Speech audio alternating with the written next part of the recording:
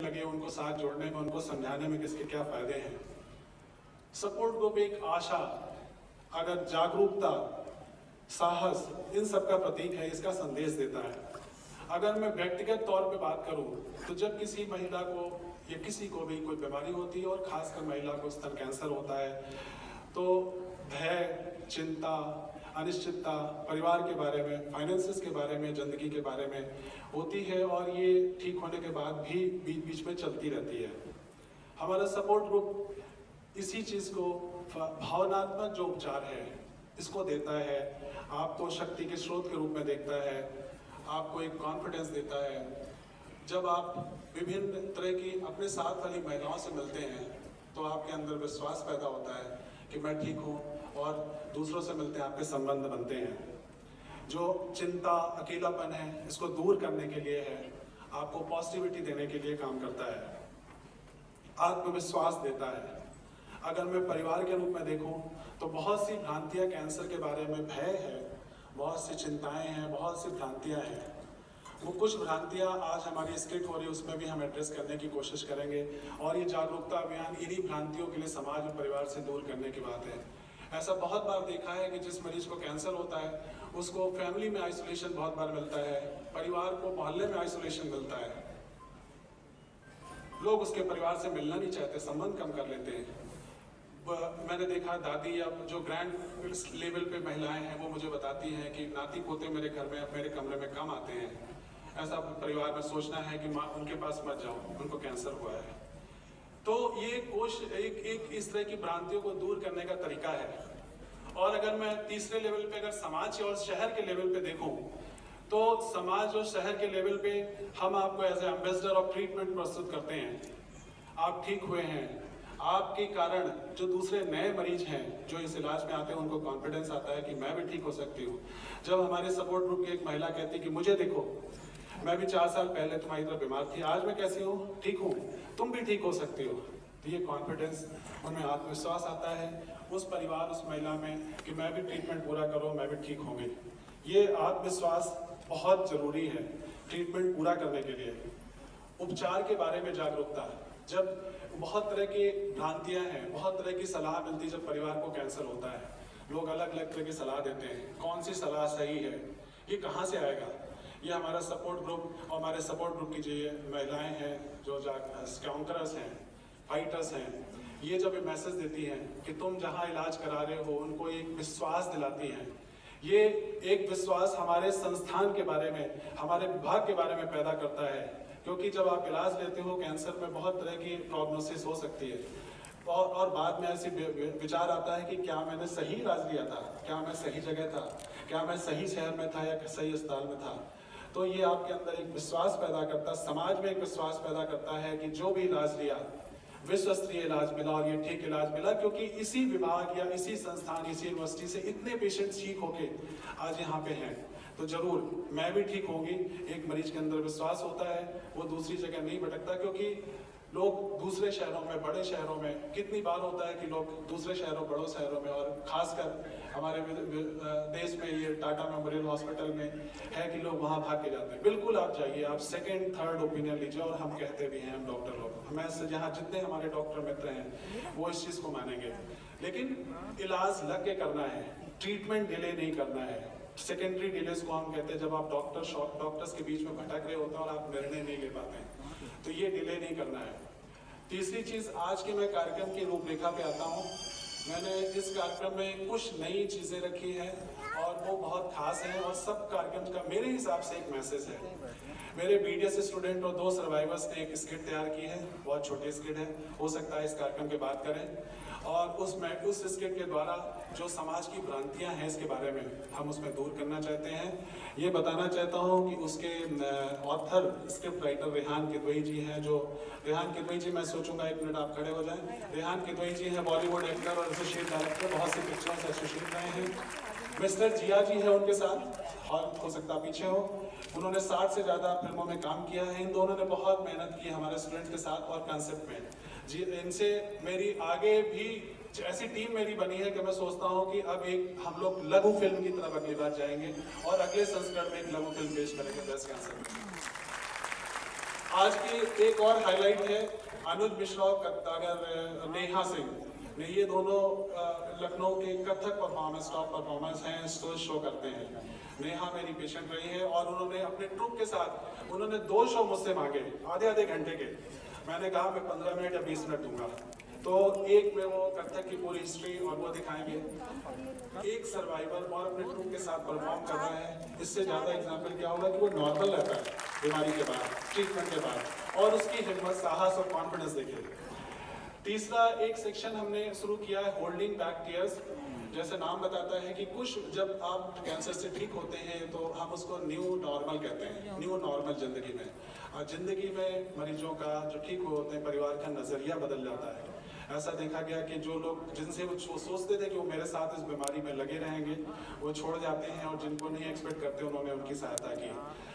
जिंदगी की फिलॉसफी बदल जाती है और वो कुछ चीज़ें दुनिया को मोटिवेशनल मैसेज देना चाहते हैं।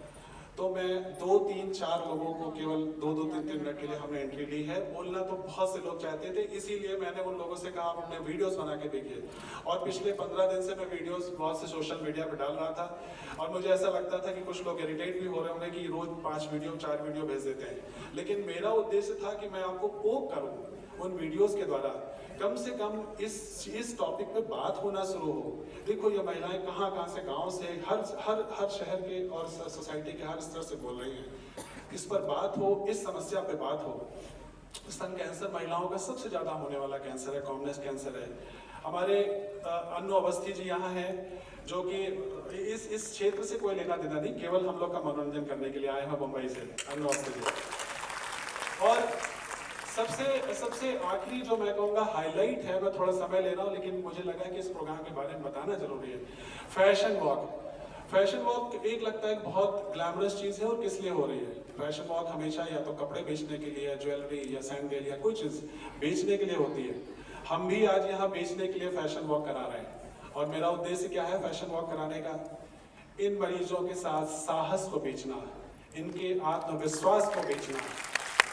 कैंसर क्योरेबल है, ये विश्वास को समाज में बेचना, दिखाना, इनकी पॉजिटिविटी को, इनके शक्ति को दिखाना, समाज की जो भ्रांतियां हैं कैंसर के बारे में उनको हटाना इस कैंसर के इस फैशन वॉक के द्वारा। ग्लैमरस, ये आइसोलेटेड नहीं है, ये ग्लैमरस लोग हैं। देखो ये फैशन, हमने फैशन वॉक नहीं किया है, लेकिन ये पेशेंट्स जो कभी अपने को अकेलापन महसूस कर रहे थे, मैं उनको ये स्टेज दे रहा हूँ कि आप अकेले नहीं हैं।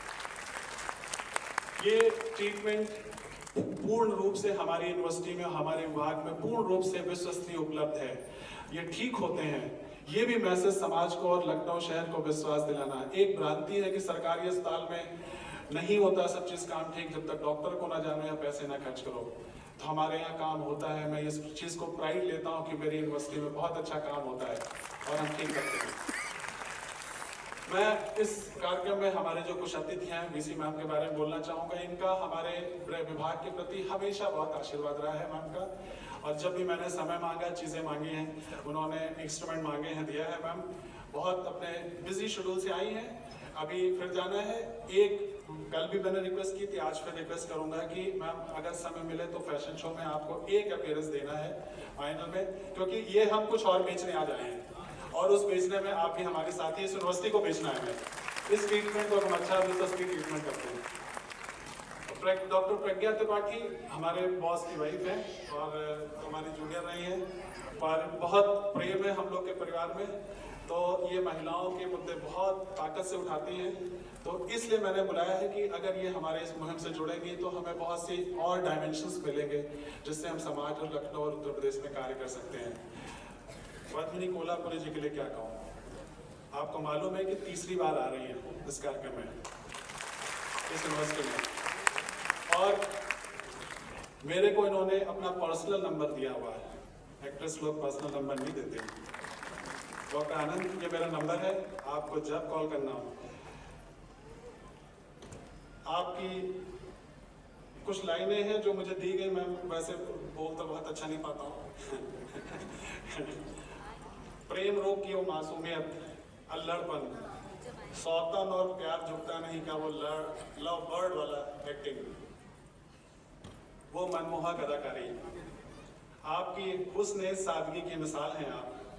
जमाना आपकी अदाकारी का कायल है और हम आपकी सादगी के कायल हैं। मैंने जब भी मैम से रिक्वेस्ट की है, उन्होंने अपने बिजी शेड्यूल से हमेशा मुझे समय देने की कोशिश की है। पिछले साल भी हमने ये 10 मई को कार्यक्रम रखा था, लेकिन आप सबको याद होगा कुछ अनफॉर्चुनेट चीज़ें हमारे देश में हो गई थी, पहलगांव जैसी घटनाएं, और उसके कारण हमने कैंसिल किया। फिर उसके बाद था जुलाई के बाद करेंगे, और पूरे साल में बिजी रहा, इतना बिजी रहा। फिर हमने जनवरी में मैम से कहा इस बार तो आना ही आना है, और इस तरह से मैम आई हैं। आपका बहुत बहुत धन्यवाद मैम, आप आई हैं समय निकाल के। और अगर सर भी होते तो थोड़ा ज़्यादा अच्छा लगता। मैम के हस्बैंड भी आए हैं, लेकिन अभी आज इस प्रांगण में नहीं है। ब्रेस्ट कैंसर की अवेयरनेस बहुत जरूरी है। किस लिए जरूरी है, किस लिए हम कार्यक्रम करते हैं, मैं आज कैंसर की बात नहीं करूंगा, लेकिन बस अर्ली डिटेक्शन, क्योंकि हम कॉज नहीं जानते हैं, अर्ली डिटेक्शन करें, लो स्टेज पे ट्रीटमेंट करें। कम कॉम्प्लिकेटेड ट्रीटमेंट है, कम खर्चीला है, कम समय में होगा, महिलाएं और वर्किंग आवर्स कम होंगे। मेरे पर यहाँ पे मेरे बहुत से ऐसे सपोर्टर्स बैठे हुए हैं मैम, जिनके कारण ये प्रोग्राम जो है मैम कहीं से फंडिंग नहीं होता, और हम कोई फंड किसी से इकट्ठा नहीं करते, ना आज प्रोग्राम से हम कैंसर कोई फंडिंग कर रहे हैं। मेरे लखनऊ ब्रेस्ट कैंसर सपोर्ट का कोई अकाउंट नहीं है, डिपार्टमेंट का एक अकाउंट है कॉन्फ्रेंस का। जो कोई कुछ देना चाहता है तो उस अकाउंट में जरूर लेते हैं, मना नहीं करते हैं। तो मैं पिछले प्रोग्राम में हमने अपने सपोर्टर्स को रत्न सम्मान से सम्मानित किया था। इन सपोर्टर्स के बिना sigma trade wings, Mahendra, Mukesh Maharaj, Praveen Kapoor, Indra Mohan, ऐसे कुछ नाम हैं, वीके सिंह, ये लोग जो मैम पिछले 5-7 साल से हमारी टीम में हम जब करते हैं सब इकट्ठा हो जाते हैं और हमसे जिम्मेदारियां ले लेते हैं। आप ऐसे ही उदार बने रहो, मैं यही चाहता हूँ, और ये कार्यक्रम कराते रहो। दिलीप भैया का नजराना का नाम मैं भूल गया। मेरे फैमिली मेंबर्स, मेरे परिवार के लोग बैठे हैं, मेरे बड़े भैया बहुत मैम NHI में बहुत से प्रोजेक्ट्स हैं, लेकिन किसी तरीके से यहाँ पे समय निकाल के आए हैं। इनका बहुत सपोर्ट रहा। शुरू के कार्यक्रम में तो मैं इनसे और भाभी से पैसे भी लेता था, जब मेरे कमी पड़ते थे। भाभी इधर बैठी हुई है। बीच वाले भैया भी किसी तरह समय निकाल के आए, क्योंकि वर्किंग डे है। और बहुत से मित्र मेरे आसपास के शहरों से आए हैं, शहर से आए हैं। आप सभी को बहुत बहुत धन्यवाद, आभार।